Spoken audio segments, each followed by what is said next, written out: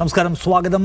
തദ്ദേശ തെരഞ്ഞെടുപ്പിന്റെ ഭാഗമായി മീഡിയ വണ്ണിൽ സംപ്രേഷണം ചെയ്യുന്ന നേതാവ് നിലപാട് എന്ന സെഷനിലേക്ക് സ്വാഗതം ചെയ്യുന്നു എല്ലാവരെയും. എന്നോടൊപ്പം ഇപ്പോഴുള്ളത് CPI സംസ്ഥാന സെക്രട്ടറി കോമ്രേഡ് ബിനോയ് വിശ്വമാണ്. സ്വാഗതം ബിനോയ് വിശ്വം, നേതാവ് നിലപാട് എന്ന ഈ പരിപാടിയിലേക്ക്. ആദ്യം തന്നെ ഞാൻ ചോദിക്കട്ടെ, ഒരു തെരഞ്ഞെടുപ്പ് കാലമാണ്. ആ തെരഞ്ഞെടുപ്പ് കാലത്ത് ഏറ്റവും പരമപ്രധാനമായ ഒരു മുന്നണിയിൽ വേണ്ടതൊന്ന് ഐക്യമാണ്, ഐക്യത്തിന്റെ സന്ദേശമാണ്. ഒറ്റക്കെട്ടായി അവർ മുന്നേറുന്നുവെന്ന് ജനത്തിനുണ്ടാവേണ്ട ബോധ്യമാണ്. ആളുകളുടെ ആ ബോധ്യത്തിന് പരിക്കുണ്ടാക്കുന്ന അപസ്വരങ്ങൾ നിങ്ങളുടെ മുന്നണിക്കകത്ത് നിന്ന് പ്രധാനപ്പെട്ട രണ്ട് പാർട്ടികൾക്കിടയിൽ നിന്ന് കേൾക്കുന്നു എന്ന നിരാശയുണ്ടോ ബിനോയ് വിശ്വം താങ്കൾക്ക്?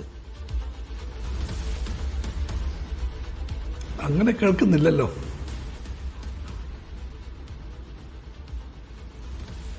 ഈ PM ശ്രീയുമായി ബന്ധപ്പെട്ടുണ്ടായ ഒരു വിവാദത്തിന്റെ ഞാനത് ചോദിക്കുകയാണ്. PM ശ്രീയുമായി ബന്ധപ്പെട്ട ഒരു അസാധാരണമായ ശബ്ദം നമ്മൾ ഒരു ഘട്ടത്തിൽ കേട്ടതാണ്. പിന്നെ ഇത് അടഞ്ഞു എന്ന് വിചാരിച്ചു. പക്ഷെ ഇപ്പോൾ താങ്കൾ തന്നെ ഒരു ഘട്ടത്തിൽ സൂചിപ്പിച്ചതുപോലെ ഇപ്പോഴത്തെ ഈ പ്രകോപനത്തിന് കാരണം എന്താണെന്ന് മനസ്സിലാവുന്നില്ല, സഖാവ് ശിവൻകുട്ടിയുടേതെന്നാണ്. അപ്പോൾ വീണ്ടും അതുണ്ടാവുന്നു, കടുത്ത ഭാഷയിൽ സംസാരിക്കുന്നു, അതിന് മറുപടി പറയാൻ നിങ്ങൾ നിർബന്ധരാകുന്നു. എന്ന് വെച്ചാൽ അവസാനിക്കാത്ത, തീരാത്ത, ഇപ്പോഴും ശുഭപര്യാവസ്ഥയായി അവസാനിക്കാത്ത എന്തോ ഒരു തർക്കം നിങ്ങൾക്കിടയിൽ കിടക്കുന്നു എന്ന് ജനം കാണുന്നുണ്ട്. എൻ്റെ പ്രിയപ്പെട്ട സഖാവ് ശിവൻകുട്ടി അത് പറഞ്ഞുവെന്ന് കേട്ട മാത്രയിൽ തന്നെ നിങ്ങൾ ചോദിച്ചു, മാധ്യമങ്ങൾ ചോദിച്ചു എന്താണ് പ്രതികരണമെന്ന്. ഉത്തരം ഞാൻ അപ്പോഴേ പറഞ്ഞു കഴിഞ്ഞു. അത് ആവർത്തിക്കേണ്ട കാര്യമില്ല, എങ്കിലും ഞാൻ പറയാം. എന്തിനാണ് ഈ പ്രകോപനം ഇപ്പോഴെന്ന് എനിക്ക് മനസ്സിലാകുന്നില്ല എന്നാണ് ഞാൻ പറഞ്ഞത്.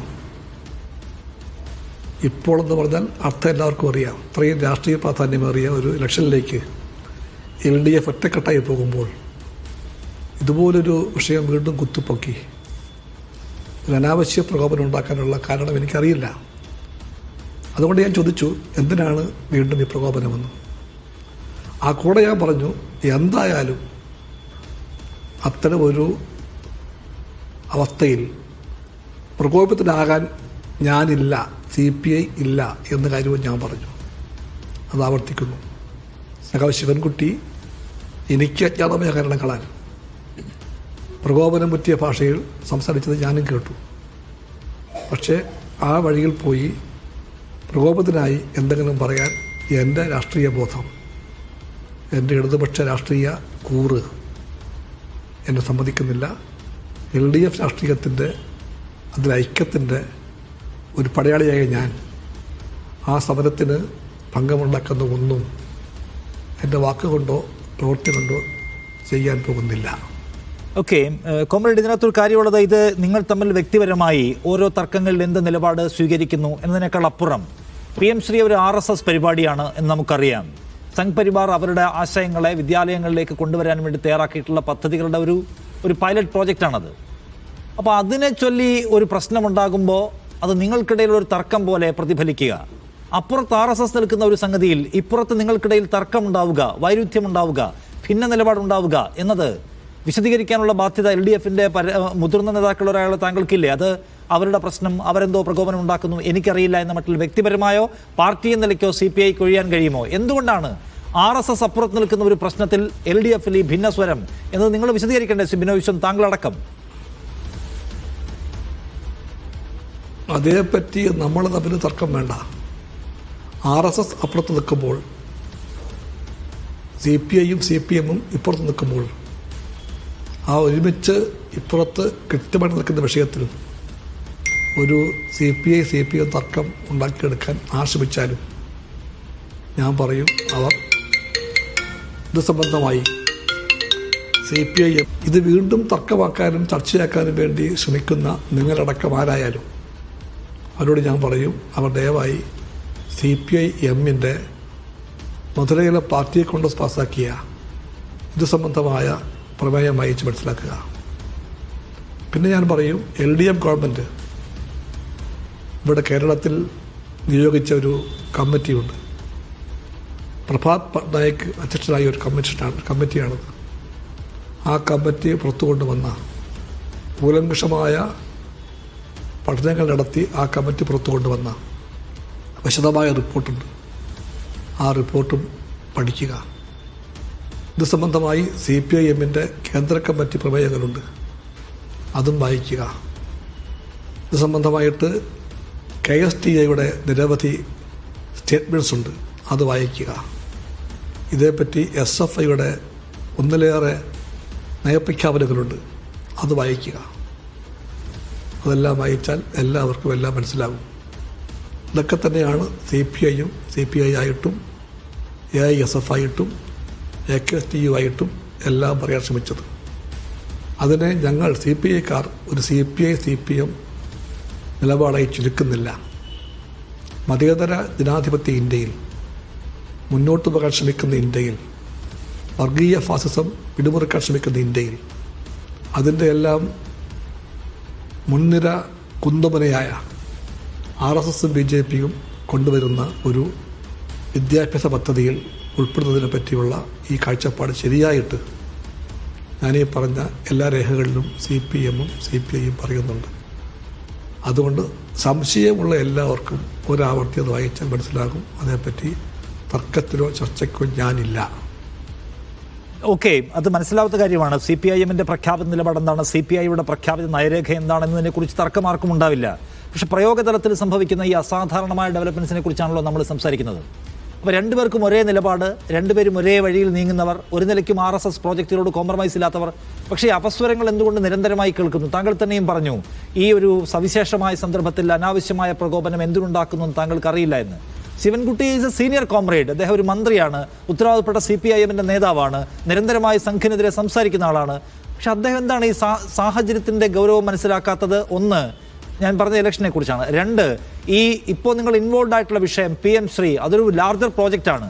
അതിൻ്റെ ഒരു സംഗതി മനസ്സിലാവാതെ അനാവശ്യമായ ആ വിഷയം വീണ്ടും ഇങ്ങനെ സമൂഹത്തിൽ നിൽക്കട്ടെ, വാർത്തയിൽ നിൽക്കട്ടെ എന്ന നില സ്വീകരിക്കുന്നതിൻ്റെ പിന്നിലെ നിങ്ങൾ എന്ത് കാരണമാണ് അതിന് കാണുന്നത്? ഈ നയമൊക്കെ അവിടെ നിൽക്കുമ്പോഴും ഞാൻ പറഞ്ഞു കഴിഞ്ഞല്ലോ, RSS അപ്പുറം നിന്നുകൊണ്ട് നടപ്പിലാക്കാൻ ശ്രമിക്കുന്ന ഒരു RSS അജണ്ടയാണത്. ആ അജണ്ട കേരളത്തിലെ LDF രാഷ്ട്രീയത്തിന് സ്വീകാര്യമല്ല എന്നാണ് CPIയും CPMും ഒന്നിച്ച് പറഞ്ഞത്. അതാണ് ക്യാബിനറ്റിൻ്റെ തീരുമാനം. അതുകൊണ്ടാണ് ഒരു സബ് കമ്മിറ്റി ഉണ്ടായത്. ആ സബ് കമ്മിറ്റിയുടെ അധ്യക്ഷനാണ് സഖാവ് ശിവൻകുട്ടി. സഖാവ് ശിവൻകുട്ടി വിദ്യാഭ്യാസ മന്ത്രി മാത്രമല്ല, അദ്ദേഹം CPIMന്റെ സംസ്ഥാനത്തെ ഒരു പ്രമുഖനായ നേതാവാണ്. ശിവൻകുട്ടി പരിണതപ്രജ്ഞനായ ഒരു രാഷ്ട്രീയ അനുഭവ സമ്പത്തുള്ള നേതാവ് കൂടിയാണ്. ശിവൻകുട്ടി വ്യക്തിപരമായി എൻ്റെ ദശാബ്ദങ്ങൾ നീണ്ട ഒരു സുഹൃത്ബന്ധത്തിലെ കണ്ണിയാണ്. ശിവൻകുട്ടിയോട്, ആ കുടുംബത്തോട് എല്ലാമുള്ള എൻ്റെ സ്നേഹബന്ധത്തിൻ്റെ ആഴം വളരെ വലുതാണെന്ന് എനിക്കും ശിവൻകുട്ടിക്കും അറിയാം. അതുകൊണ്ട് ശിവൻകുട്ടിയുമായിട്ട് രാഷ്ട്രീയമില്ലാത്ത ഒരു വിഷയത്തിൽ, രാഷ്ട്രീയമുള്ളൊരു വിഷയത്തിൽ രാഷ്ട്രീയമില്ലാത്ത ചർച്ചയ്ക്ക് പോകാൻ ഞാനില്ല. ഇല്ല, ഞാൻ ചോദിക്കുന്നത് രാഷ്ട്രീയത്തിലാണ് കോമ്രേഡ്. അതായത് നിങ്ങൾ പറയുന്നു PM ശ്രീ ഒരു RSS പരിപാടിയാണ്, അതൊരു നിലയ്ക്കും നമുക്ക് സ്വാംശീകരിക്കാൻ കഴിയാത്ത ഒന്നാണ്, ഇടതുപക്ഷത്തിൻ്റെ നയത്തിനെതിരാണ്. പക്ഷേ ശിവൻകുട്ടി പറയുന്നത് എന്താണ്? ശിവൻകുട്ടി വ്യക്തിപരമായി അത് പറയുന്നത് ഞാൻ വിചാരിക്കുന്നില്ല. ശിവൻകുട്ടി അദ്ദേഹത്തിൻ്റെ ഡിപ്പാർട്ട്മെൻറ്റിനെ, സർക്കാരിനെ, പാർട്ടിയൊക്കെ തന്നെയും പ്രതിനിധീകരിച്ചുകൊണ്ടായിരിക്കണമല്ലോ അത് പറയുക. അല്ല അദ്ദേഹത്തിന് ഒറ്റയ്ക്ക് നിലപാടെടുത്ത് പോകാൻ കഴിയില്ലല്ലോ. അടഞ്ഞ അധ്യായമല്ല ഇത്, അത് മാറ്റിവെക്കുക മാത്രമാണ് ചെയ്തിട്ടുള്ളത് എന്ന് പറഞ്ഞുകൊണ്ട് ആ നിലപാടിനെ, ഇപ്പോൾ PM ശ്രീക്കെതിരെ സ്വീകരിച്ചിരിക്കുന്ന നിലപാടിനെ പോലും അദ്ദേഹം ഒന്ന് ഡൈല്യൂട്ട് ചെയ്യുന്നുണ്ട്. ഞങ്ങളത് പൂർണ്ണമായും തള്ളിക്കളഞ്ഞിരിക്കുന്നു എന്ന ഖണ്ഡിതവാചകം പറയുകയല്ല അദ്ദേഹം ചെയ്യുന്നത്. അത് അടഞ്ഞ അധ്യായമല്ല എന്ന് വെച്ചാൽ ഇനിയും റീ ഓപ്പണിങ്ങിന് സാധ്യതയുണ്ട്, അത് ജസ്റ്റ് ഒന്ന് മാറ്റിവെച്ചിട്ടേ ഉള്ളൂ എന്ന് പറഞ്ഞ് വീണ്ടും ആ വിഷയം തുറക്കുമ്പോൾ നിങ്ങൾ ഈ പറയുന്ന ഒറ്റക്കെട്ടായ RSS വിരുദ്ധ നിലപാട് എന്ന് പറയുന്ന സംഗതിക്കകത്ത് വെള്ളം വന്ന് വീഴുവല്ലേ? എൻ്റെ ചങ്ങാതി, ഞാൻ പറഞ്ഞു കഴിഞ്ഞല്ലോ, താങ്കൾ എത്ര വട്ടം ചോദിച്ചാലും, ആവർത്തിച്ച് ചോദിച്ചാലും എൻ്റെ രാഷ്ട്രീയ ബോധം എന്നോട് പറയുന്നു, PMCയെ സംബന്ധിച്ചിട്ടുള്ള CPIയും CPMൻ്റെയും നിലപാടുണ്ടായിരിക്കെ, സംബന്ധമായിട്ട് LDFൻ്റെ ഒരു കാഴ്ചപ്പാട് ഉണ്ടായിരിക്കെ, ആ കാഴ്ചപ്പാടിൻ്റെ വെളിച്ചത്തിൽ LDF സബ് കമ്മിറ്റി രൂപീകൃതമായി പ്രവർത്തിക്കുമ്പോൾ ആ സബ് കമ്മിറ്റി അതിൻ്റേതായ നേരായ വഴിക്ക് പോകും എന്നൊരു ഉറപ്പുള്ള സ്ഥിതിക്ക് അതുമായി ബന്ധപ്പെട്ട് ഒരു തർക്കമുണ്ടാക്കിയെടുക്കാൻ CPM വഴക്കാക്കിയതിനെ മാറ്റാൻ നിങ്ങൾക്ക് താല്പര്യം കാണും.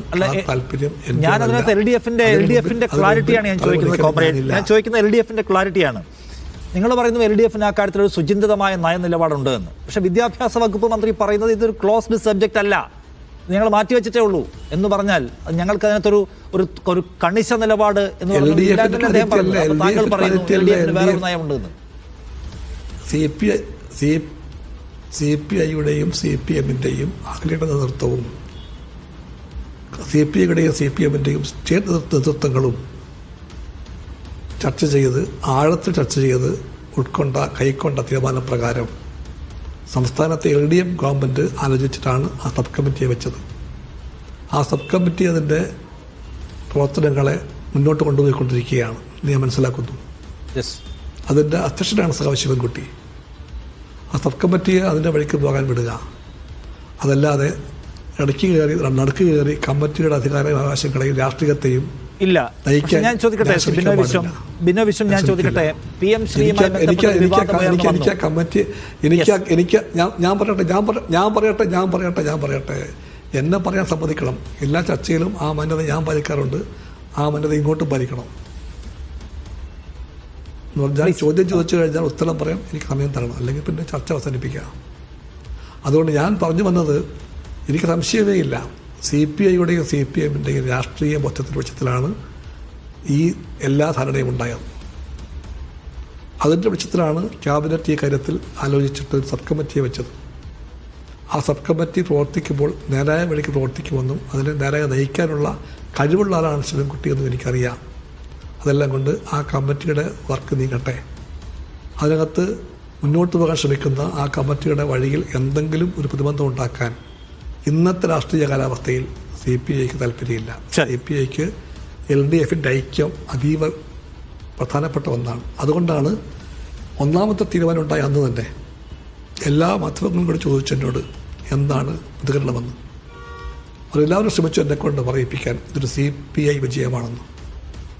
ഞാൻ അന്ന് പറഞ്ഞ മറുപടി ഞാൻ വീണ്ടും ആവർത്തിക്കുന്നു. അന്ന് ഞാൻ പറഞ്ഞത് വിജയത്തിൻ്റെയോ പരാജയത്തിൻ്റെയോ പ്രശ്നമായി ആ അളവുകോല് കൊണ്ട് ഇതിനളക്കാൻ താല്പര്യമില്ല എന്നാണ് ഞാൻ പറഞ്ഞത്. എന്നിട്ട് ഞാൻ പറഞ്ഞു, അവർ വീണ്ടും ആവർത്തിച്ച് ഞാൻ പറഞ്ഞു, നിങ്ങൾക്ക് വിജയാപജയങ്ങളുടെ പ്രശ്നമാക്കിയതിനെ കാണാൻ താല്പര്യം ഇത്രയേറെ ഉണ്ടെങ്കിൽ ഞങ്ങൾ CPI-ക്കാർ പറയും ഇത് LDF-ന്റെ വിജയമാണെന്ന് പറയും, ഇത് LDF രാഷ്ട്രീയത്തിൻ്റെ വിജയമാണെന്ന് പറയും, ഇത് LDF-ന്റെ ഐഡിയോളജിയുടെ വിജയമാണെന്ന് പറയും. അതാണ് ഞങ്ങളുടെ നിലപാട്. ആ നിലപാട് അന്നത്തേക്ക് മാത്രം പറഞ്ഞ ഒന്നല്ല, ആ നിലപാട് ഇന്നിനും നാളേക്കും ബാധകമാണ്. അതാണ് CPI stand. Okay, Binoy Viswam, ഞാൻ ചോദിക്കുന്നത് നിങ്ങൾ തമ്മിലൊരു തർക്കത്തിന് നമ്മൾ ശ്രമിക്കുന്നു, അല്ലെങ്കിൽ നിങ്ങൾ തർക്കത്തിന് നിങ്ങൾ നിന്നു കൊടുക്കുന്നില്ല എന്നതിനെക്കുറിച്ചല്ല. LDF-ന്റെ ഒരു നിലപാട് എന്താണ്, ഏകകണ്ഠമാണ് എന്ന് താങ്കൾ പറയുമ്പോൾ ഭിന്ന സ്വരങ്ങൾ അതിനകത്ത് നിന്ന് കേൾക്കുന്നു. ഞാൻ ചോദിക്കുന്നത് സിമ്പിളാണ്, ഈ ചോദ്യം വളരെ സിമ്പിളാണ്. അതായത് PM ശ്രീ നിങ്ങൾ മാറ്റി വെച്ചിരിക്കുകയാണോ, അതോ PM ശ്രീയോട് നിങ്ങൾ അവസാനത്തെ കമ്പൊടിച്ചിട്ടോ ഇനി ആ പരിപാടിക്കില്ല എന്ന നിലപാടാണോ LDF സ്വീകരിച്ചിട്ടുള്ളത്, അതോ അത് മാറ്റിവെച്ചിട്ടേ ഉള്ളോ? ഞാൻ രാവിലെ പറഞ്ഞു കഴിഞ്ഞല്ലോ, രാവിലെ ശിവൻകുട്ടിയുടെ പ്രസ്താവന വന്ന് തൊട്ട് പിന്നാലെ ഞങ്ങളുടെ പാർട്ടി ഓഫീസിൽ എല്ലാ മാധ്യമങ്ങളും വന്ന് കാത്തു നിന്നിരുന്നു. ഞാൻ വരുമ്പോൾ അവർ ഈ വിഷയം ഉന്നയിച്ചു എന്നോട്. അപ്പോൾ ഞാൻ പറഞ്ഞു, ശിവൻകുട്ടി പറഞ്ഞ കാര്യം വളരെ ശരിയാണ് എന്ന് പറഞ്ഞാൽ ബിനോയ് വിശ്വം അല്ലെങ്കിൽ CPI ശിവൻകുട്ടിയെ രാഷ്ട്രീയം പഠിപ്പിക്കേണ്ട എന്നോ മറ്റോ അദ്ദേഹം പറഞ്ഞു. അപ്പോൾ CPM-നെയോ എന്ന് ഞാൻ കൃത്യം ഓർക്കുന്നില്ല, CPM-നെ ആയാലും ശിവൻകുട്ടി ആയാലും CPI രാഷ്ട്രീയം പഠിപ്പിക്കേണ്ട എന്ന് ശിവൻകുട്ടി പറഞ്ഞതായിട്ട് ഞാൻ മനസ്സിലാക്കി. രണ്ടായാലും ഞാൻ പറഞ്ഞു, ഞാൻ ശിവൻകുട്ടിയെ രാഷ്ട്രീയം പഠിപ്പിക്കാൻ ആളല്ല. ഞാൻ ആവർത്തിച്ച് പറയുന്നു, സഖാവ് ശിവൻകുട്ടിയെ പോലെ നേതാവിനെ, എനിക്ക് ആദരവുള്ള നേതാവിനെ രാഷ്ട്രീയം പഠിപ്പിക്കാൻ ഞാൻ ആളല്ല. എന്തെങ്കിലും രാഷ്ട്രീയം അദ്ദേഹം പഠിക്കാൻ ബാക്കിയുണ്ടെങ്കിൽ അത് പഠിപ്പിക്കേണ്ടത് CPI-M-ന്റെ ജനറൽ സെക്രട്ടറി സഖാവ് MA ബേബിയാണ്. സംസ്ഥാന സെക്രട്ടറിയും പൊളിറ്റ് ബ്യൂറോ അംഗവുമായ സഖാവ് MV ഗോവിന്ദൻ മാഷാണ്. അവർ പഠിപ്പിക്കട്ടെ, അല്ലാതെ PMCയെ സംബന്ധിച്ച് ശിവൻകുട്ടിയെ ഒന്നും പഠിപ്പിക്കാൻ ഞാൻ ആളല്ല. അത് ഞാൻ ആവർത്തിക്കുകയാണ്.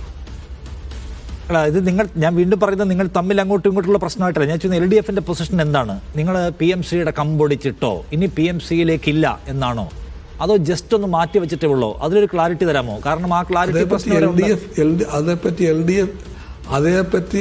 അതേപ്പറ്റി LDF വൃത്തങ്ങൾ പലവട്ടം പറഞ്ഞു കഴിഞ്ഞു. അത് വീണ്ടും പറയാൻ ഞാനില്ല. എന്നുവെച്ചാൽ ഇനി PMCയിലേക്ക് സർക്കാർ തിരിഞ്ഞു നോക്കില്ല എന്നാണ്. PMCയുടെ ഭാഗമല്ല കേരളം. അതിൻ്റെ അർത്ഥം സമഗ്ര ശിക്ഷ അഭിയാൻ അതിൻ്റെ കേരളത്തിൻ്റെ രൂപമാണ് SSK. SSKയുടെ ഫണ്ട് കിട്ടിയേ തീരൂ കേരളത്തിന്. റൈറ്റ് ടു എഡ്യൂക്കേഷൻ ആക്ട് പാസ്സാക്കപ്പെട്ട രാജ്യമാണ് ഇന്ത്യ. വിദ്യാഭ്യാസ അവകാശ നിയമം. ആ നിയമത്തിലുള്ള ഭാഗമായിട്ടാണ് ഞങ്ങൾ SSIയെ കാണുന്നത്. ആ SSKയുടെ എല്ലാം ഫലമായിട്ട് നടപ്പിലാക്കേണ്ട പദ്ധതികൾക്ക് നൽകാൻ കേന്ദ്ര ഗവൺമെൻറ് കടപ്പെട്ട ഫണ്ടുണ്ട്. ആ ഫണ്ട് ഏതെങ്കിലും കേന്ദ്രമന്ത്രിയുടെ തറവാട്ട് വകയല്ല. അത് ഇന്ത്യയുടെ പണമാണ്, ഇന്ത്യക്കാരുടെ പണമാണ്. ആ പണത്തിൻ്റെ അർഹതപ്പെട്ട വിഹിതം കേരളത്തിന് കിട്ടിയേ തീരൂ. അത് കിട്ടാൻ വേണ്ടി കേരളത്തിലെ ഗവൺമെൻറ് രാഷ്ട്രീയമായും നിയമപരമായും എന്തൊക്കെ ചെയ്യാൻ കഴിയുമോ അതൊക്കെ ചെയ്യും എന്നാണ് ഞാൻ മനസ്സിലാക്കേണ്ടത്. ചെയ്യും. അത് SSKയുമായി ബന്ധപ്പെട്ട കാര്യമാണ്. ഞാൻ വീണ്ടും ചോദിക്കുന്നത്, അതായത് PM ശ്രീ SSKയുടെ ഫണ്ട് അലോക്കേഷൻ ഇഷ്യൂ മുൻനിർത്തിക്കൊണ്ട് PMC റീഓപ്പണിംഗ്. ഞാൻ പൂർത്തിയാക്കട്ടെ. പൂർത്തിയാക്കാമോ? പ്ലീസ് പൂർത്തിയാക്കാമോ? ഞാൻ പൂർത്തിയാക്കുന്നു. അതുകൊണ്ട് നിങ്ങളോ മറ്റാരെങ്കിലുമോ SSKയെയും PMCയെയും തമ്മിൽ കൂട്ടിക്കെട്ടി, SSKയുടെ ഫണ്ടിനെയും PMCയെയും തമ്മിൽ കൂട്ടിക്കെട്ടി ഫണ്ടിൻ്റെ കാര്യം പറഞ്ഞുകൊണ്ട് ചർച്ചയ്ക്ക് വന്നാൽ ഞങ്ങൾ പറയും SSK PMC രണ്ടും രണ്ട് തന്നെയാണ്. അതിനെ കൂട്ടിക്കെട്ടിയത് BJP ഗവൺമെൻറ്റാണ്. SSKയുടെ ഫണ്ട് വേണമെങ്കിൽ PMCയിൽ തലവെച്ച് കൊടുക്കാൻ പറഞ്ഞത് കേന്ദ്ര ഗവൺമെൻറ്റാണ്. അത് RSS തന്ത്രമാണ്. അതുകൊണ്ട് ആ തന്ത്രത്തിൻ്റെ ഭാഗമായിട്ട് SSK ഫണ്ടിനെയും PMCയെയും തമ്മിൽ കൂട്ടിക്കെട്ടുന്ന നീക്കത്തിലേക്ക് പോകുന്ന കേന്ദ്ര ഗവൺമെൻറ്റിൻ്റെ ആ നീക്കത്തെ രാഷ്ട്രീയമായിട്ട് CPIയോ CPMോ അംഗീകരിക്കുന്നില്ല. അതുകൊണ്ടാണ് രാഷ്ട്രീയമായിട്ട് തന്നെ നമുക്ക് മിത്രമായി ചൂണ്ടിക്കാണിക്കാൻ കഴിയുന്ന തമിഴ്നാട് ഗവൺമെൻറ്, DMK ഗവൺമെൻറ് അതുമായി ബന്ധപ്പെട്ട് നടത്തിയ നിയമയുദ്ധത്തെ നമ്മളെല്ലാവരും താല്പര്യപൂർവ്വം നോക്കിക്കണ്ടത്. ആ നിയമയുദ്ധത്തിൽ തമിഴ്നാട് ഗവൺമെൻറ്റിന് ഒരു ഘട്ടത്തിൽ വിജയമുണ്ടായിട്ടുണ്ട്. ഇനിയും ഘട്ടങ്ങളുണ്ടാകും. ഒരുപാട് നിയമപരമായിട്ടുള്ള സാധ്യതകളുണ്ട്. അതുപോലെ തന്നെ ഏറ്റവും സൗണ്ടായിട്ടുള്ള രാഷ്ട്രീയ കാരണങ്ങളുമുണ്ട്.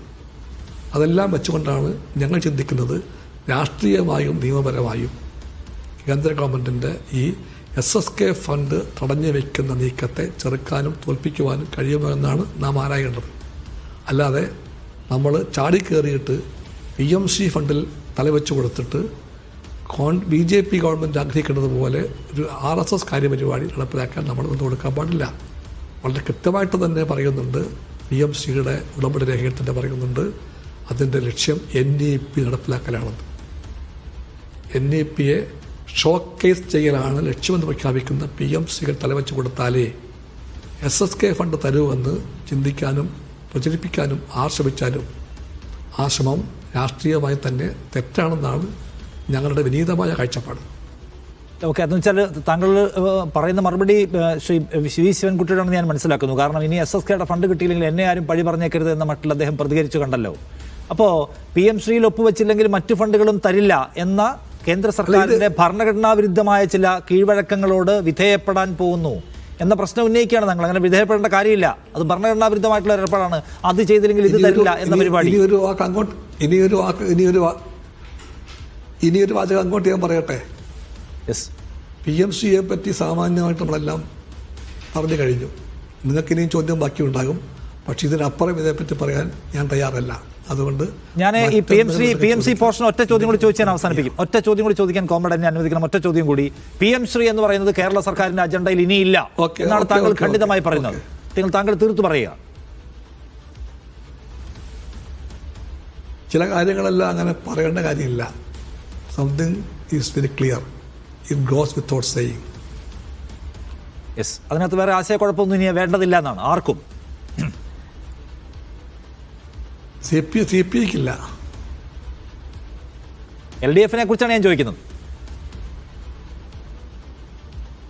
CPIയെ പറ്റിയാണ് ഞാൻ പറയുന്നത്. താങ്കൾ പക്ഷേ CPI നേതാവ് മാത്രമല്ല, LDFനെ കുറിച്ചാണ് താങ്കൾ. LDFന്റെ പൊതു താല്പര്യത്തെ കുറിച്ച്, LDFന്റെ പൊളിറ്റിക്സിനെ കുറിച്ചാണ് സംസാരിക്കുന്നത്. And CPI is an inevitable component of the LDF. Yes. CPI is the party which played a crucial role in the making of the LDF. LDFിൻ്റെ ജനനത്തിലും വളർച്ചയിലും മഹത്തായ പങ്കുവച്ച പാർട്ടിയാണ് CPI. അതുകൊണ്ട് ആ CPIക്കുള്ള നിലപാട് ഇതാണ്. ഈ CPIM-നെ പോലൊരു പാർട്ടിയെ ഇത്തരം സംഘ്പരിവാർ അപ്പുറത്തുള്ള ഒരു സംഗതിയിൽ തിരുത്തിക്കാൻ, അതും പബ്ലിക്കായി ഇടപെടൽ പോലും ഉണ്ടായല്ലോ. CPI വന്നു, CPIക്ക് അതിൻ്റെ ആകെ ഒരു രാഷ്ട്രീയ മേൽക്കോയ്മയും നേട്ടവും കിട്ടി, ജനം അവരെ കൂടുതൽ വാല്യൂ ചെയ്തു എന്ന ഈഗോ പ്രവർത്തിച്ചിട്ടുണ്ടാകും അതിനകത്ത് പലർക്കും. ഞാൻ ആരെയും ചോദിക്കുന്നില്ല, പലർക്കും. ശ്രീ ബിനോയ് വിശ്വം, ഇന്ത്യൻ രാഷ്ട്രീയത്തിലെ എൻ്റെ പാർട്ടിയുടെ CPIയുടെ ഏറ്റവും അടുത്ത ബന്ധുവാണ് CPIM. ഏത് പാതിരാവിലും വിളിച്ചുണർത്തിയിട്ട് ഇന്ത്യൻ രാഷ്ട്രീയത്തിലെ നിങ്ങളുടെ ഏറ്റവും അടുത്ത ബന്ധു ആര് ചോദിച്ചാൽ CPI ഉത്തരം പറയും, അത് ഞങ്ങളുടെ CPIM സഹാക്കരാണെന്ന്. ആ ബന്ധമാണ് ഞങ്ങൾ പഠിച്ച രാഷ്ട്രീയ പാഠം. ആ പാഠമാണ് LDFിനെ സംബന്ധിച്ചുള്ള CPI കാഴ്ചപ്പാട്. അതാണ് ഞങ്ങളെ മുന്നോട്ട് നയിക്കുന്നത്. ഞങ്ങൾക്കറിയാം ഒരു മുന്നണിയുടെ രാഷ്ട്രീയം എന്താണെന്ന്, അതിൻ്റെ രാസപ്രക്രിയയുടെ ഭാഗം എന്താണെന്ന്, what is the chemistry of a friend എന്ന് ഞങ്ങൾക്കറിയാം. അത് ഐക്യത്തിൻ്റെയും സമരത്തിൻ്റെതുമാണ്. ഐക്യമാണ് മുഖ്യം, സമരത്തിൻ്റെതല്ല. മുഖ്യമായ ഐക്യത്തെ ഉയർത്തിപ്പിടിക്കാൻ ശ്രമിക്കുമ്പോൾ തന്നെ അനിവാര്യമായും ചിലപ്പോൾ വേണ്ടിവരാവുന്ന സമരം CPIക്കും CPM-നും വേണ്ടി വന്നേക്കാം. പക്ഷേ എസെൻഷ്യലായിട്ട് ഉയർത്തിപ്പിടിക്കേണ്ടത് ഐക്യമാണെന്നും അതുകൊണ്ട് മുന്നണി ബന്ധങ്ങളിലെ അടിസ്ഥാന ഘടകമായിട്ടുള്ള ഐക്യവും സമരവുമാണ് CPI നയിക്കേണ്ടത്. CPIക്ക് അറിയാം എപ്പോൾ ഏതിനാണ് പ്രാധാന്യം കൊടുക്കേണ്ടതെന്ന്. അതുകൊണ്ട് we stand for the unity. ഐക്യത്തിന് വേണ്ടി ഞങ്ങൾ നിൽക്കുന്നു. സമരം അനിവാര്യമായും വേണ്ടി വന്നാൽ അപ്പോൾ സമരം ഉണ്ടാകും, അപ്പോൾ മാത്രം. യെസ്. ബിനോയ് വിശ്വം, പഞ്ചായത്ത് ഇലക്ഷനിലേക്ക് പ്രവേശിക്കുകയാണ്. എന്ന് വെച്ചാൽ ഒരു തെരഞ്ഞെടുപ്പിൻ്റെ പ്രക്രിയയിലേക്ക് പൂർണ്ണമായും LDFിൻ്റെ മെക്കാനിസം പ്രവേശിച്ചു കഴിഞ്ഞു. അത് കഴിഞ്ഞാൽ അടുത്ത് വരാൻ പോകുന്നത് വളരെ സമീപ മാസങ്ങളിൽ വരാൻ പോകുന്നത് അസംബ്ലി ഇലക്ഷനുമാണ്. ഇവിടെ നിങ്ങൾ ചില കാര്യങ്ങൾ, നിങ്ങളുടെ പ്രധാനപ്പെട്ട നയപരിപാടികൾ, ഭരണ നയങ്ങൾ, അതിന്മേൽ നടപ്പിലാക്കിയിട്ടുള്ള വെൽഫെയർ പ്രോജക്റ്റുകൾ, ഇവയെല്ലാം മുൻനിർത്തിക്കൊണ്ട് തെരഞ്ഞെടുപ്പ് നേരിടാൻ പോവുകയാണ്. അപ്പുറത്ത് സർക്കാരിനെതിരായിട്ടുള്ള പല തരത്തിലുള്ള സംഗതികളെ ഉപയോഗിക്കാൻ പ്രതിപക്ഷത്തെ പാർട്ടികളും ശ്രമിക്കുന്നു. അതിലൊരു പ്രധാന സംഗതിയായി അപ്പുറത്തുനിന്ന് കാണുന്നത് ശബരിമല സ്വർണ്ണ കൊള്ള കേസാണ്. അത് ഉദ്യോഗസ്ഥ തലത്തിൽ മാത്രമുണ്ടായിട്ടുള്ളൊരു സംഗതിയല്ല എന്നും CPIM-ന് തന്നെ പ്രധാന കക്ഷികൾ അതിൽ ഇൻവോൾവ് ആണ് എന്നതിലേക്കുള്ള ചില വിവരങ്ങൾ പുറത്തു വരുന്നു. അതിൻ്റെ പേരിൽ അറസ്റ്റ് ഉണ്ടാകുന്നു, ചോദ്യം ചെയ്യാൻ നോട്ടീസ് കൊടുത്തിരിക്കുന്നു എന്ന് വന്നാൽ ഇതിൽ CPIM-ൻ്റെ കോമ്രേഡ്സ് പോലും ഇൻവോൾവ് ആണ് എന്ന മട്ടിൽ കാര്യങ്ങൾ മാറി മറിയുകയാണ്. അത് ഒരു തിരിച്ചടി വിശ്വാസി സമൂഹത്തിനിടയിൽ ഉണ്ടാക്കും എന്ന് നിങ്ങൾ കാണുന്നുണ്ടോ?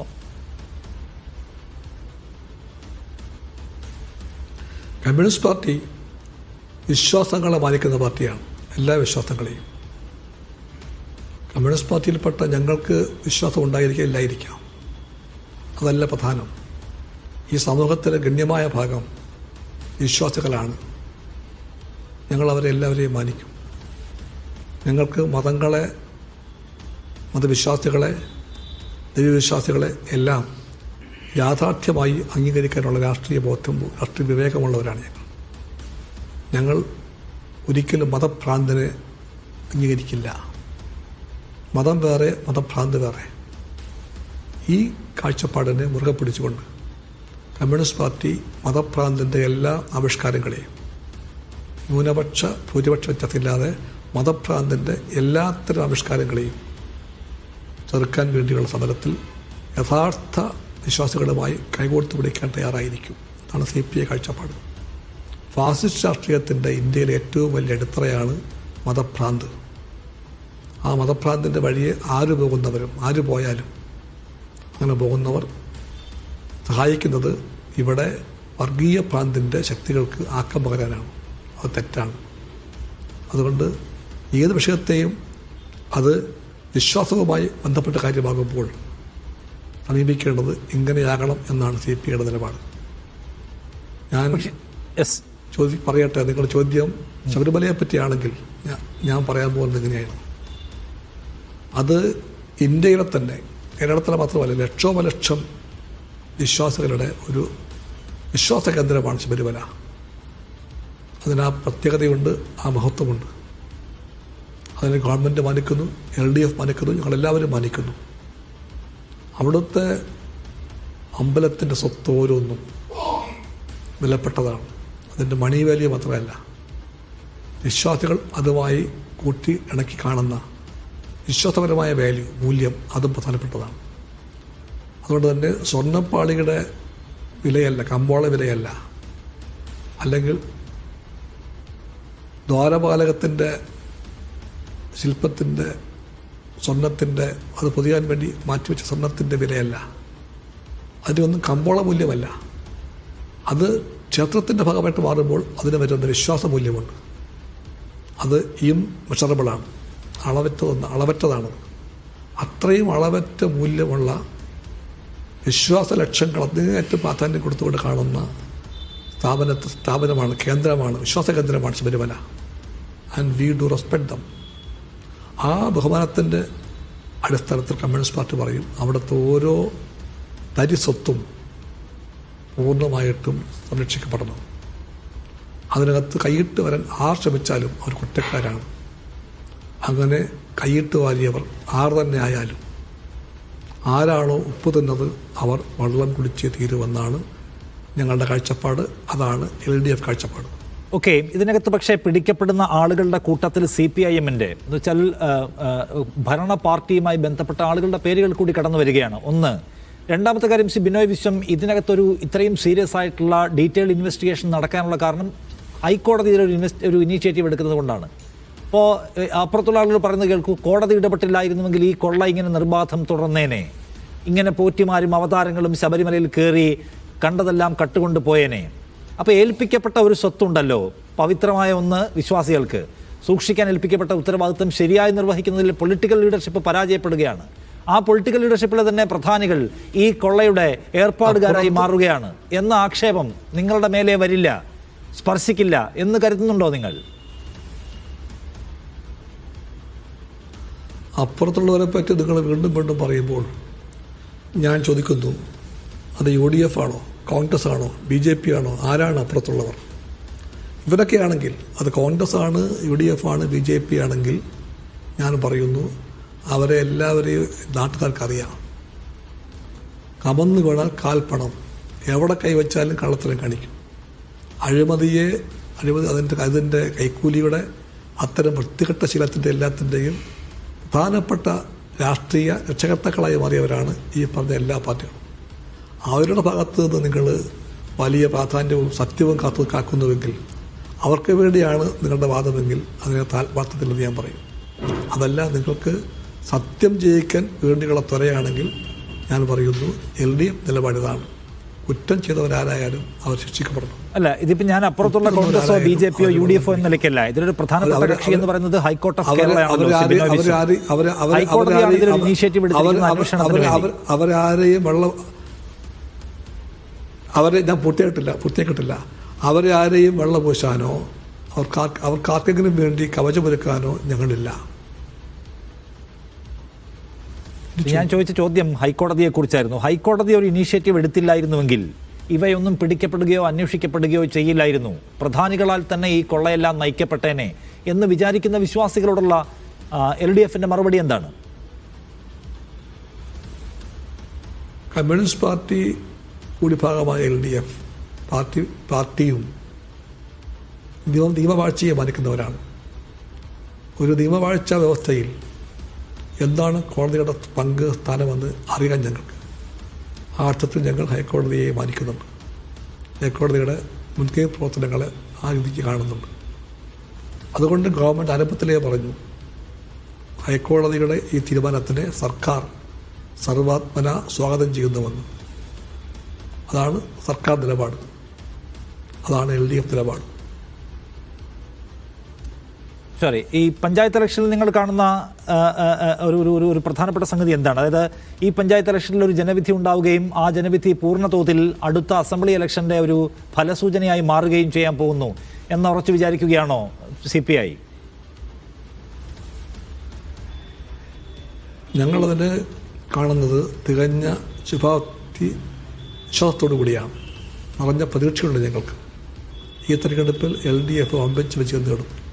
5 കൊല്ലം മുമ്പ് എത്രമാത്രം വലിയ വിജയമുണ്ടായോ LDF-ന്, ത്രിതല പഞ്ചായത്തുകളിലേക്കുള്ള തെരഞ്ഞെടുപ്പിൽ എത്രമാത്രം വലിയ വിജയമുണ്ടായോ അത്രയും വലിയ വിജയം ത്രിതല പഞ്ചായത്തുകളിലും ഗ്രാമ ബ്ലോക്ക് ജില്ലാ പഞ്ചായത്തുകളിലും മുനിസിപ്പാലിറ്റി കോർപ്പറേഷനുകളിലും ഇത്തവണ അതിനേക്കാളും തിളക്കമാർന്ന വിജയമുണ്ടാകും LDF നിങ്ങളുടെ ബോധ്യം.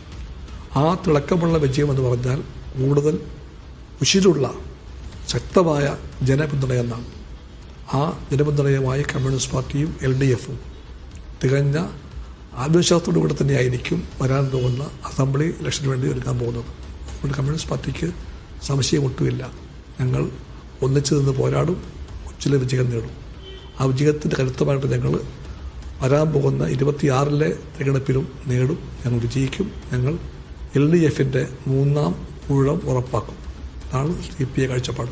ശരി, ബിനോയ് വിശ്വം, ഈ തെരഞ്ഞെടുപ്പിൽ ഒരു കീ ഫാക്ടർ എന്താണ്? സ്വാഭാവികമായി താങ്കൾ പറയുന്നത് സർക്കാർ നടപ്പിലാക്കിയിട്ടുള്ള പദ്ധതികളും ഒപ്പം തന്നെ ഇടതുപക്ഷത്തിൻ്റെ നയനിലപാടുകൾ, കാഴ്ചപ്പാടുകൾ, രാഷ്ട്രീയം എന്നിവയെല്ലാം ഒരു ഘടകമാകാൻ പോകുന്നുവെന്ന്.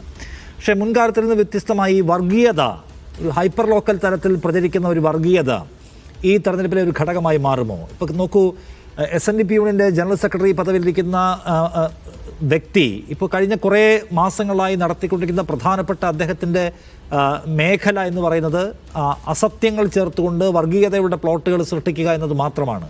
നിരന്തരമായി ഒരു പ്രത്യേക വിഭാഗത്തെ ആകമാനം വേറൊരു വിഭാഗത്തിനെതിരാക്കാനുള്ള വലിയ പദ്ധതിയുടെ ആസൂത്രകനെയും അതിൻ്റെ പ്രയോക്താവിനെയും പോലെ അദ്ദേഹം പ്രവർത്തിച്ചുകൊണ്ടേയിരിക്കുന്നത് നാം കാണുന്നു.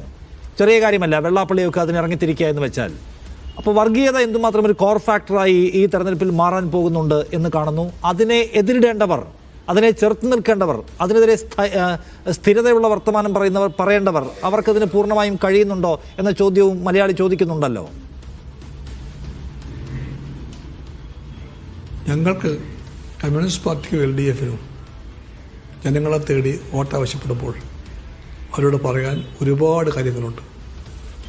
LDF ഗവൺമെൻറ്റിൻ്റെ 10 കൊല്ലത്തെ നേട്ടങ്ങൾ, അത് നടപ്പിലാക്കിയ ജനോപകാരപ്രദമായ നടപടികൾ, അതിൻ്റെ മാതൃകാപരമായിട്ടുള്ള ചെയ്തികൾ.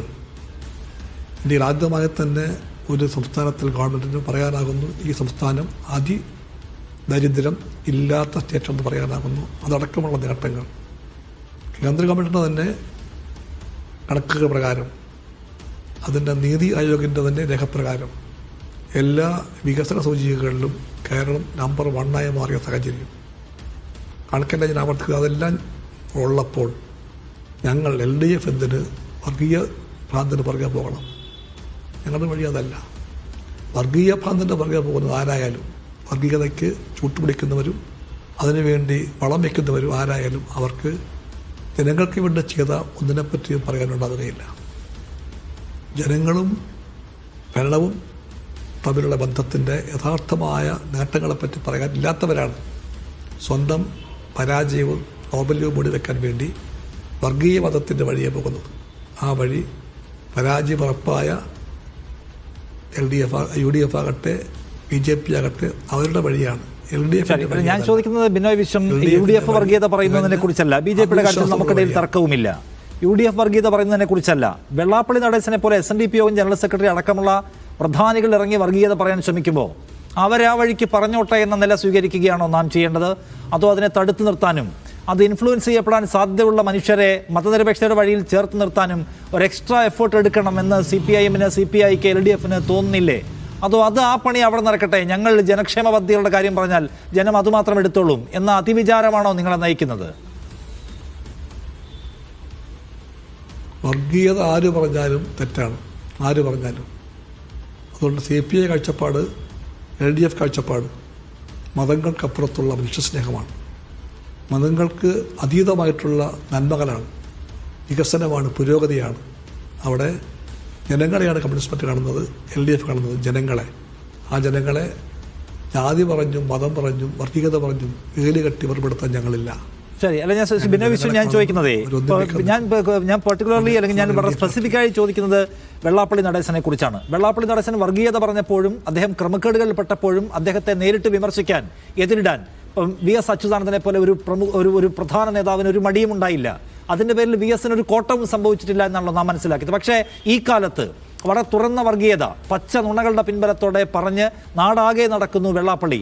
ആ വെള്ളാപ്പള്ളിയോട് മറുത്തൊരു വാക്കു പറയാൻ, നിങ്ങൾ പറയുന്നത് തെറ്റാണ് എന്ന് ഉറപ്പിച്ച് പറയാൻ കഴിയാത്തതല്ലേ ഇന്നത്തെ LDFന്റെ ഏറ്റവും വലിയ നിർഭാഗ്യകരമായ ദുരവസ്ഥ? അതിനിപ്പോഴും ഒരു സ്പെസിഫിക്കായി വെള്ളാപ്പള്ളിയോട് നിങ്ങളത് ചെയ്യരുത് എന്ന് പറയാൻ കഴിയുന്നില്ലല്ലോ. ആര് പറഞ്ഞാലും തെറ്റാണെന്ന പൊതുവാചകം പറഞ്ഞ് ഒഴിയാനേ കഴിയുന്നുള്ളൂ എന്നുള്ളത് ഈ കാലത്തെ LDF നേതാക്കളുടെ ഏറ്റവും വലിയ നിരാശാജനകമായ ദൗർബല്യമല്ലേ? ആ പൊതുവാചകത്തിൽ നല്ല കളമുണ്ട്. വർഗീയത ആര് പറഞ്ഞാലും തെറ്റാണ്. വികസനത്തിൻ്റെയും ജനക്ഷേമത്തിൻ്റെയും പാതയിൽ മുന്നോട്ട് പോയൊരു ഗവൺമെൻറ്റിൻ്റെ ചെയ്തികൾ അളക്കാൻ നോക്കുമ്പോൾ അവിടെ വർഗീയതകളെ അനുകൂലമായിട്ട് ആരും തന്നെ തെറ്റാണ്. അത് വീണ്ടും വീണ്ടും പറയുമ്പോൾ അതിൻ്റെ അർത്ഥം തെറ്റ് തന്നെയാണെന്നാണ്. ആ തെറ്റിനെ ഞങ്ങൾ തെറ്റായി കാണുന്നുണ്ട്. അത് നിങ്ങൾക്ക് ബോധ്യപ്പെട്ടില്ലെങ്കിൽ അത് നിങ്ങളുടെ കാര്യമാണ്. ഞങ്ങൾക്ക് വീണ്ടും പറയാനുള്ളതാണ്, വർഗീയത ആര് പറഞ്ഞാലും വർഗീയ പ്രചാര വേല തെറ്റാണ്. ജനങ്ങളെ ഭിന്നിപ്പിക്കുന്ന അത്ര ഒരു നീക്കവും ശരിയല്ല. അതാണ് CP കാഴ്ചപ്പാട്. ഒറ്റ ചോദ്യം കൂടെ ആ ചോദ്യത്തിൽ ചോദിച്ച് ഞാൻ ആ വിഷയം വിടുകയാണ്. നമ്മൾ 3:30 വരെ സമയമുള്ളൂ. അതായത് വെള്ളാപ്പള്ളി നടത്തുന്ന ഈ പരാമർശങ്ങൾ ഈ കേവലവാചകങ്ങളുടെ പ്രതികരണങ്ങൾ ഒതുക്കി പോകേണ്ട ഒന്നാണോ? ഇപ്പോൾ കഴിഞ്ഞ ലോക്സഭാ തെരഞ്ഞെടുപ്പിലെ കണക്കെടുത്താൽ ആറ്റിങ്ങലിലും അല്ലെങ്കിൽ ആലപ്പുഴയിലും ആലത്തൂരിലും ഒക്കെ ഉണ്ടായിട്ടുള്ള ഇടതുപക്ഷത്തിൻ്റെ കോർ വോട്ട് ബാങ്കിൽ നിന്നുണ്ടായിട്ടുള്ള ഒഴുക്ക് നമ്മൾ കണ്ടതാണ്. അത് എവിടെ നിന്നാണ് പോകുന്നത്, ഏത് സെക്ടറിൽ നിന്നാണ് പോകുന്നതെന്ന് നിങ്ങൾക്കറിയാവുന്നതാണ്. ഞാൻ പ്രത്യേകം പറയേണ്ട കാര്യമില്ല. അപ്പോൾ ഈ വർഗീയത കേവല വാചകങ്ങൾ മാത്രമാണ്, അത് ആരെയും ഇൻഫ്ലുവൻസ് ചെയ്യാൻ പോകുന്നില്ല.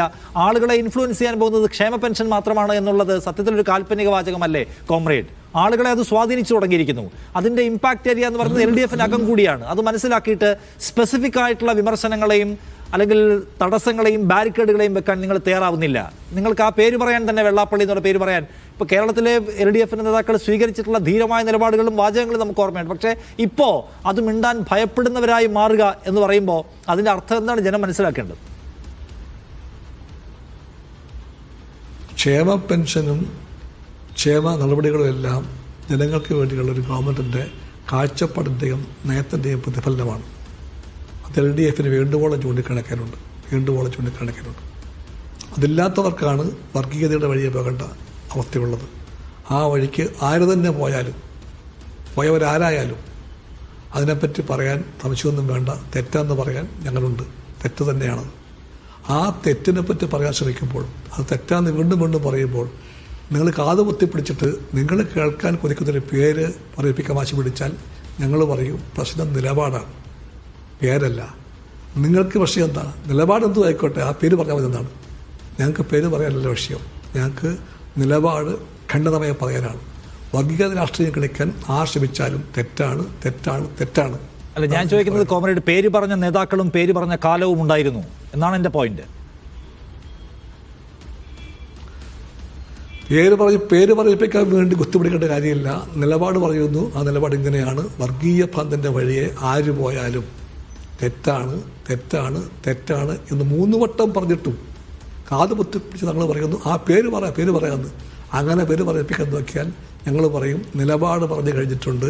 ആ നിലപാട് പറയുന്നവർക്ക് ഒരിക്കലും ഒരു പേര് പറയാൻ ഭയമുണ്ടായിട്ടല്ല, പക്ഷേ പറയിപ്പിക്കാൻ വേണ്ടി കാണിക്കുന്ന ഈ ദുർവാശിക്ക് മുമ്പിൽ ഞങ്ങൾ മുട്ടുകുത്താനും പോകുന്നില്ല.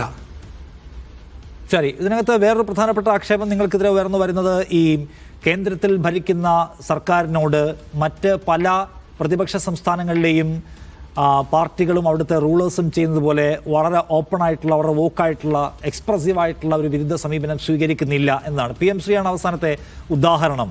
അപ്പോൾ അത് വലിയ തോതിൽ പ്രചാരണ വിഷയമാക്കാൻ ഇപ്പോൾ UDF ഒക്കെ ശ്രമിക്കുന്നുണ്ടെന്ന് തോന്നുന്നു. BJP-യോട് നിരന്തരമായി കോംപ്രമൈസ് എടുക്കുകയാണ്. ഇപ്പോൾ ഏറ്റവും അവസാനത്തെ ശിവൻകുട്ടിയുടെ നിലപാട് പോലും ആ പ്രചാരണത്തിലുള്ള ഒരു ഉപാധിയാക്കി, ഒരു ഫ്യൂവലാക്കി അവർ മാറ്റുമെന്ന കാര്യത്തിൽ തർക്കമില്ല. സത്യത്തിലിപ്പോൾ പശ്ചിമ ബംഗാളിലെ, തമിഴ്നാട്ടിലെയൊക്കെയുള്ള മുഖ്യമന്ത്രിമാരുടേതുപോലെ വളരെ എക്സ്പ്രസീവായിട്ടുള്ള, ലൗഡായിട്ടുള്ള ഒരു കേന്ദ്ര വിരുദ്ധത പ്രകടിപ്പിക്കുന്നില്ല. പരമാവധി കോംപ്രമൈസ് എടുത്ത് എങ്ങനെ ഫണ്ടുകൾ കൊണ്ടുവരാം, എങ്ങനെ പദ്ധതികൾ കൊണ്ടുവരാം, എങ്ങനെ വായ്പ എടുക്കാം എന്നതിൽ ഊന്നുന്നു ഈ സർക്കാർ എന്ന വിമർശനത്തെ എങ്ങനെയാണ് പ്രതിരോധിക്കുക?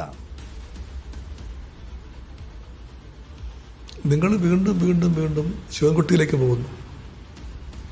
ഞാൻ വീണ്ടും രാഷ്ട്രീയം പറയാൻ ശ്രമിക്കുന്നു. രാഷ്ട്രീയം നിങ്ങൾക്ക് കേൾക്കണ്ട, രാഷ്ട്രീയം പറയണ്ട. നിങ്ങൾക്ക് സെറ്റ് അജണ്ടയുണ്ട്. ആ അജണ്ടയ്ക്ക് ഒത്ത് ഞങ്ങൾ വേണ്ടിയാൽ നിങ്ങൾ തൃപ്തരാകും. ചർച്ചയ്ക്ക് വേണ്ടി ഞാൻ വന്നത് നിങ്ങളെ തൃപ്തിപ്പെടുത്താൻ വേണ്ടിയല്ല, എൻ്റെ രാഷ്ട്രീയം പറയാൻ വേണ്ടിയാണ്, നിലപാട് പറയാൻ വേണ്ടിയാണ്. നിങ്ങൾ കണ്ടില്ലേ കേന്ദ്ര ഗവൺമെൻറ്റിൻ്റെ നയം കണ്ടില്ലേ? നിങ്ങൾ GST-യുടെ കാര്യം എടുക്കും. നിങ്ങൾ കേരളത്തോട് കാണിക്കുന്ന നയം എന്താ? അത് വിവേചനപരമാണ്. മുണ്ടക്കൈ ചുരനില ദുരന്തമുണ്ടായി, പ്രകൃതിക്ഷോഭം ഇവിടെ മാത്രമല്ല പലയിടത്തും ഉണ്ടായി. ഉണ്ടായ സംസ്ഥാനങ്ങളിലെല്ലാം BJP ഗവൺമെൻറ്റിൻ്റെ നയം എന്തായിരുന്നു? ഒന്നായിരുന്നോ? അവർക്ക് വേണ്ടപ്പെട്ട സംസ്ഥാനങ്ങളെ സഹായിക്കാൻ വന്നു, അവർ കേരളത്തെ സഹായിച്ചില്ല എന്ന് മാത്രമല്ല വിവേചനം കാണിച്ചു. ചിത്തമത എന്ന വാക്കൊന്നും പറഞ്ഞാൽ പോരെന്ന് പറയും, ആ വാക്ക് പറഞ്ഞാൽ പോരാ. വൈരാഗ്യം നിറഞ്ഞ നെറികെട്ട നിലപാടാണ് അവിടെയെല്ലാം കേന്ദ്ര ഗവൺമെൻറ് BJP ഗവൺമെൻറ് കാണിച്ചത് കേരളത്തോട്. കേരളത്തിലെ എല്ലാ രംഗത്തും നേടിയ വികസനത്തിൻ്റെ മുന്നേറ്റം, ഡെവലപ്മെൻറ്റ് ഇൻഡസ്ട്രീസ്, ആ വളർച്ച, അതെല്ലാം ചൂണ്ടിക്കാണിച്ചുകൊണ്ട് അർഹതപ്പെട്ട കേന്ദ്ര വിഹിതം ലഭിക്കുന്നില്ല നമുക്ക്. തട്ടിപ്പറിക്കുന്നു, തടഞ്ഞു വയ്ക്കുന്നു. അതേപ്പറ്റി ചോദ്യമുണ്ടായാലും പറയും, നിങ്ങൾ ഒന്നാം സ്ഥാനത്താണ്. ആ ഒന്നാം സ്ഥാനം വെടിഞ്ഞ് നിങ്ങൾ 2ാം സ്ഥാനത്തേക്കോ 4ാം സ്ഥാനത്തേക്കോ 10ാം സ്ഥാനത്തേക്കോ പോയാൽ അപ്പോൾ തരാമെന്ന് പറയുന്നു. നിങ്ങളത് കാണുന്നില്ലേ, കേൾക്കുന്നില്ലേ? എല്ലാം എന്തുകൊണ്ടാണ്? എല്ലാം നിങ്ങളീ പറയുന്ന BJP ഗവൺമെൻറ്റിന്, നിങ്ങൾ കുറ്റപ്പെടുത്തുന്ന LDF ഗവൺമെൻറ്റിൻ്റെ വെറുപ്പാണ്. ആ വെറുപ്പ് രാഷ്ട്രീയ എതിർപ്പാണ്. ആ വെറുപ്പും ആ എതിർപ്പും ആശയപരമാണ്. ആശയപരമായിട്ടും രാഷ്ട്രീയമായിട്ടും BJP ഗവൺമെൻറ് ഏറ്റവും വെറുക്കുന്ന ഒന്നാണ് ഇടതുപക്ഷത്തിൻ്റെ രാഷ്ട്രീയം, ഇടതുപക്ഷത്തിൻ്റെ ആശയം, അതിൻ്റെ ഗവൺമെൻറ്.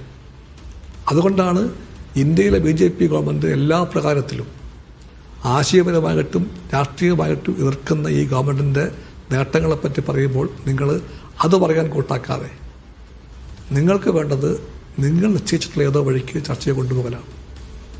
അത് നിങ്ങളുടെ മുൻഗണനയായിരിക്കാം, അതല്ല എൻ്റെ മുൻഗണന. അതുകൊണ്ട് ഞാൻ പറയുന്നത് ഇങ്ങനെയാണ്, നിങ്ങൾ ദയവായിട്ട് LDF ഗവൺമെൻറ്റിൻ്റെ രാഷ്ട്രീയ ആശയ വ്യക്തതയെ ക്വസ്റ്റ്യൻ ചെയ്യാൻ വേണ്ടതില്ല. We are very much committed to the ideology, to the politics, to our own line. അവിടെ ഞങ്ങൾ നിൽക്കുന്നുണ്ട്, ഞങ്ങൾ ആ വഴിക്ക് പോവുകയും ചെയ്യും. ശരി, ഇടതുപക്ഷത്തിൻ്റെ നയനിലപാടിൽ മാറ്റം ഒന്നും വരാൻ പോകുന്നില്ല. അത് ഈ കേവല ബഹളങ്ങളെ കേട്ടിട്ട് അതിനെ ജഡ്ജ് ചെയ്യേണ്ടതില്ല എന്ന പൊസിഷൻ അദ്ദേഹം ആവർത്തിച്ച് പ്രഖ്യാപിക്കുകയാണ്. Thank you comrade Binoy Viswam, ഇത്രയും സമയം ചെലവഴിക്കുകയും താങ്കളുടെ നിലപാട് വ്യക്തമാക്കുകയും ചെയ്യുന്നതിന് താങ്ക് യു. ഒരിക്കൽ കൂടി നമ്മൾ ഈ സെഷൻ അവസാനിക്കുകയാണ്. ഒന്ന് പറയാം എനിക്ക്. നമ്മൾ പല കാര്യങ്ങളിലും യോജിച്ചെങ്കിൽ പോലും ഈ ചർച്ച പൊതുവിൽ ഇൻട്രസ്റ്റിംഗ് ആയിരുന്നു. അതുകൊണ്ട് നന്ദി പറയുന്നു, സന്തോഷം. Thank you Binoy Viswam. വീണ്ടും കാണാനാവട്ടെ. അപ്പോൾ ഈ പരിപാടി അവസാനിപ്പിക്കുന്നു. ഇനി വേൾഡ് വ്യത്യസ്ത പ്രത്യേക പരിപാടി കാണാം. നമസ്കാരം.